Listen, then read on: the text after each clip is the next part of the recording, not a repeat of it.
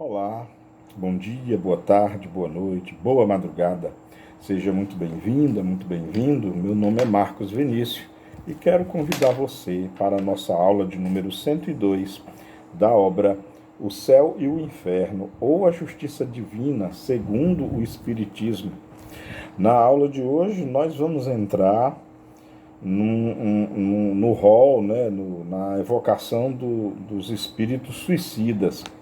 Portanto, serão comunicações de muita tristeza, cheia de muita dor, porque aquele espírito que resolve, que decide sair da vida pela porta do suicídio, é seguramente a segunda pior forma de deixar a vida.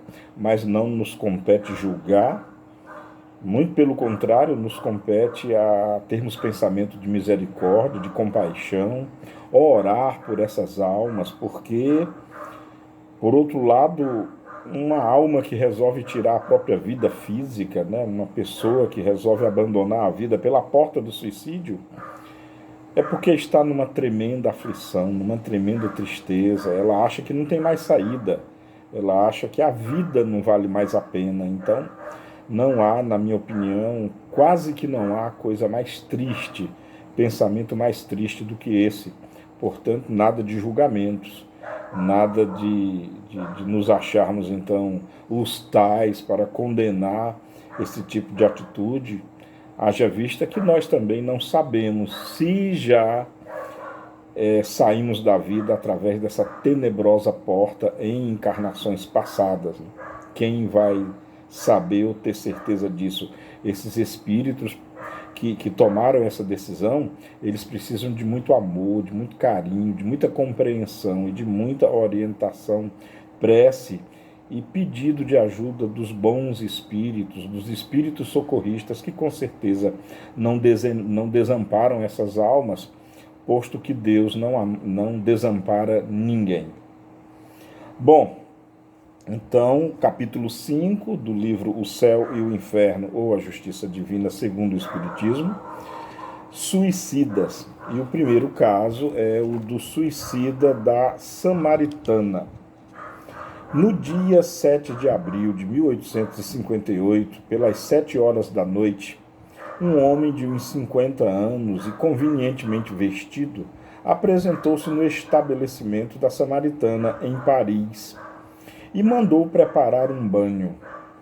O garçom em serviço, depois de um intervalo de 2 horas, admirado de que esse indivíduo não o chamava, né, para pedir algum drink, algum petisco, alguma coisa. Imagina, a pessoa lá num banho, era muito comum, né, o preparo desses banhos, e a pessoa pedia bebida, um petisco, e há 2 horas que esse homem não pedia nada, o que levantou a suspeita do garçom. Então, esse garçom decidiu entrar em seu gabinete para ver o que estava acontecendo, né, se o senhor estava indisposto. Foi então testemunha de um horrendo espetáculo. O infeliz tinha cortado a garganta com uma navalha e todo o seu sangue estava misturado à água da banheira. Não podendo ser estabelecida a identidade, transportou-se o cadáver para o necrotério. Esse foi a descrição do ocorrido. O espírito desse homem, evocado na Sociedade de Paris 6 dias depois de sua morte, deu as seguintes respostas. Primeiro houve a evocação, né? Houve uma resposta do guia do médium que disse: espere, ele está aí, ele está aqui entre nós. E aí vieram as séries de perguntas, né? Onde estás agora? E a resposta: eu não sei, dizei-me onde estou. Estás numa assembleia de pessoas que se ocupam de estudos espíritas e que são benevolentes convosco. E a resposta dele: dizei-me se vivo, eu sufoco no caixão.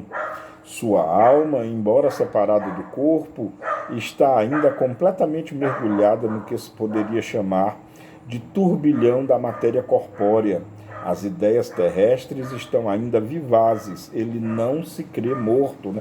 O caso típico, né, do desencarnado que ainda acha que está vivo.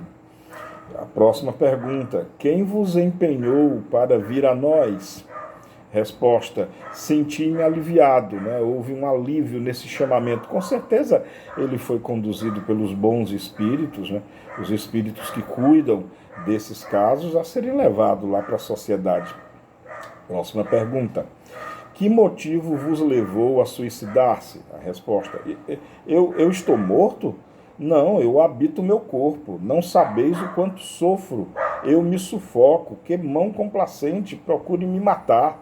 Então, olha só, ele ainda se achava vivo e pede, só que estava sofrendo muito sufoco e pede para uma mão complacente matá-lo, né?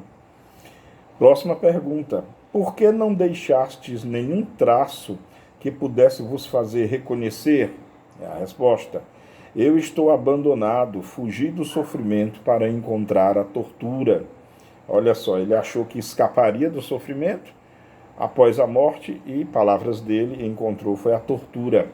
Próxima pergunta: tendes agora os mesmos motivos para permanecer desconhecido? A resposta: sim.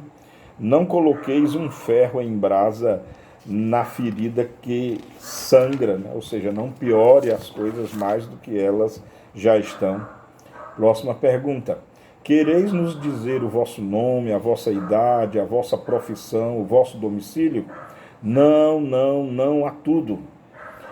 Próxima pergunta: tinhais uma família, uma mulher, filhos? Resposta: estava abandonado, nenhum ser me amava. Próxima pergunta. Então, o que denota que esse espírito padecia de solidão, de abandono, talvez mesmo no núcleo da família. Olha só que coisa interessante. Próxima pergunta: que fizestes para não ser amado por ninguém? Resposta: quantos o são como eu? Um homem pode estar abandonado no meio de sua família, quando nenhum coração o ama. De fato, quantas almas estão no seio da família, no núcleo familiar, mas ninguém lhe dá atenção, ninguém conversa com ele, ninguém o chama para nada. É triste, isso acontece muito nos nossos dias. Próxima pergunta: no momento de concretizar o vosso suicídio, não sentistes nenhuma hesitação? Resposta: eu tinha sede da morte, esperava o repouso, ou seja, ele queria que o tormento acabasse. A depressão profunda, com certeza. Próxima pergunta: como o pensamento do futuro não vos fez renunciar ao vosso projeto? Aqui, o interlocutor está abstraindo que talvez esse senhor soubesse alguma coisa sobre a vida futura, ao qual ele responde: não acreditava mais nele, estava sem esperança, o futuro é a esperança. Então, para ele, o futuro era a esperança. Como ele não tinha mais esperança em nada, não tinha por que acreditar no futuro, não é verdade? Muito lógico. Próxima pergunta: que reflexões tivestes no momento em que sentistes a vida extinguir-se em vós? Resposta: eu não refleti, eu senti. Pausa. Mas a minha vida não está extinta, minha alma está ligada ao meu corpo, sinto os vermes que me roem. Próxima pergunta: que sentimentos tivestes no momento em que a morte se completou? Resposta: ela o está, ou seja, a morte ainda está, para ele ainda está ali rondando e não concretizou. Né? Próxima pergunta: o momento em que a vida se extinguia em vós foi doloroso? Resposta: menos doloroso que depois, só o corpo sofreu. Interessante, né?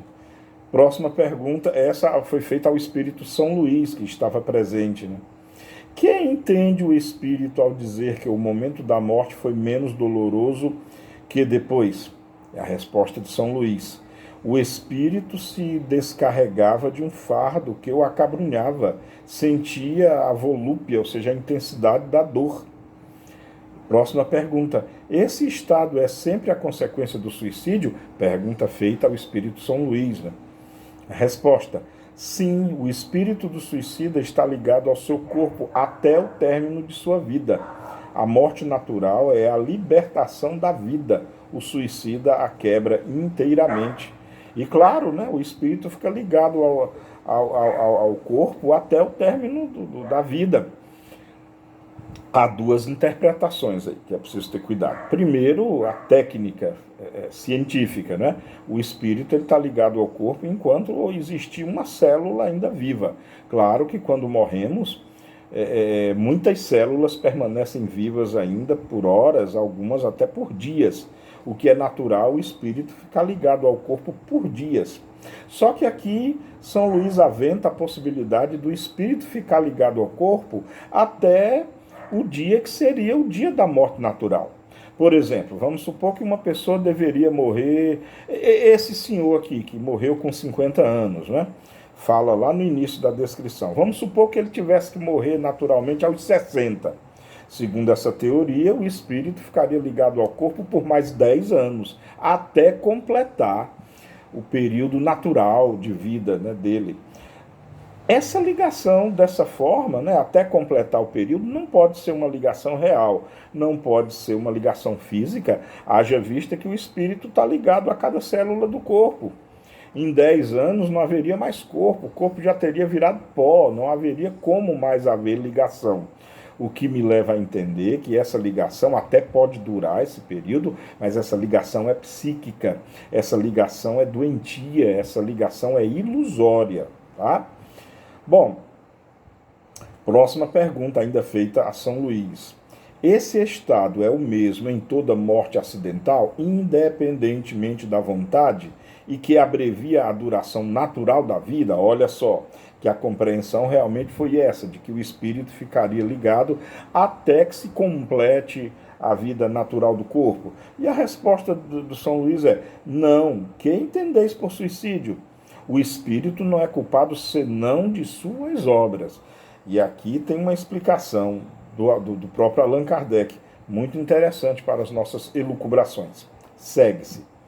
Esta dúvida da morte é muito comum nas pessoas falecidas há pouco, e sobretudo naquelas que, durante a sua vida, não elevaram sua alma acima da matéria, ou seja, os ruminantemente apegados bastante à matéria.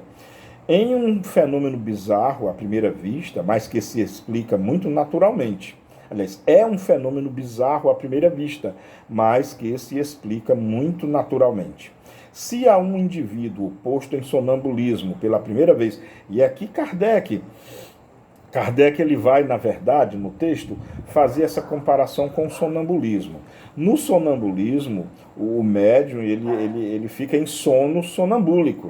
E aí ocorre uma conversação com o espírito. E se você perguntar para o espírito do sonambúlico se ele está dormindo, ele vai dizer que não. Como que eu estou dormindo? Estou conversando contigo, estou falando, estou ouvindo, estou vendo. Então ele não vai se achar dormindo. Kardec explica, e é muito interessante a explicação de Kardec, muito técnica, muito científica, da mesma forma, na morte. Ora, o espírito ele ainda ouve, ele fala, ele vê, não através dos órgãos, mas em termos de sentidos, ele ouve, fala e vê. Então, a concepção da morte é não poder mais fazer nada, né? Se eu morri, eu não vejo, eu não falo e eu não ouço. Ora, se o espírito ele continua falando, ouvindo e vendo, então para ele não morreu. É brilhante essa comparação que Allan Kardec faz acerca da morte, quer seja através de suicídio, quer seja através de acidente, ou mesmo através de uma morte natural, comparada ao fenômeno do sonambulismo, que pode ser magnético ou natural. E aí Kardec termina falando do exemplo desse senhor, né? Kardec escreve: no exemplo acima, ela é um verdadeiro suplício pela sensação dos vermes que roem o corpo e pela sua duração, que deve ser a que teria a vida desse homem se não fosse abreviada. Esse estado é frequente entre os suicidas, mas olha só, mas não se apresenta sempre em condições idênticas. Varia, sobretudo, em duração e intensidade, segundo as circunstâncias agravantes ou atenuantes das faltas. A sensação dos vermes e da decomposição do corpo não é mais especial nos suicidas. Ela é frequente naqueles que viveram mais a vida material que da vida espiritual. Em princípio, não há falta impune, mas não há regra uniforme e absoluta nos meios de punição. Eu, claro, compreendo muito a posição do Allan Kardec, eu só trocaria o termo punição por consequência, né? Causa e efeito, ação, reação, consequência, né? Não trata-se, não é Deus que está punindo, é a consequência natural das leis naturais do universo, as leis da vida, as leis da encarnação, do desencarne, da reencarnação, enfim. A menos desse detalhe, eu acho de uma lucidez e coerência do codificador maravilhosa para entendermos este assunto tão triste, tão delicado, tão doloroso que é o fenômeno do suicídio. Bom, há muito que estudar sobre isso, obviamente, há muito o que aprender, muito temos ainda o que investigar, estudar, pesquisar com os próprios espíritos acerca dessa situação tenebrosa mesmo, dolorosa, horripilante, e que nós, é um cuidado, viu, que nós jamais venhamos a cair nessa armadilha, né? Como eu falei anteriormente, lá no começo, nenhum de nós é capaz de saber se já passamos ou não por isso, mas podemos fazer de tudo para não cairmos, se já fizemos, não cairmos de novo nessa porta tenebrosa. E se nunca cairmos, que nos mantenhamos assim e nunca caiamos nessa porta, digamos assim, desventurosa. Bom, foi essa a aula de hoje, muito interessante. Deixa aí seus comentários, se você quiser, quais são as suas opiniões. Há muito ainda o que se investigar, temos muito ainda a relatar aqui nessa obra. Bom, beijo no coração de todas e todos, amemo-nos como Jesus nos amou e até a nossa próxima videoaula. Tchau!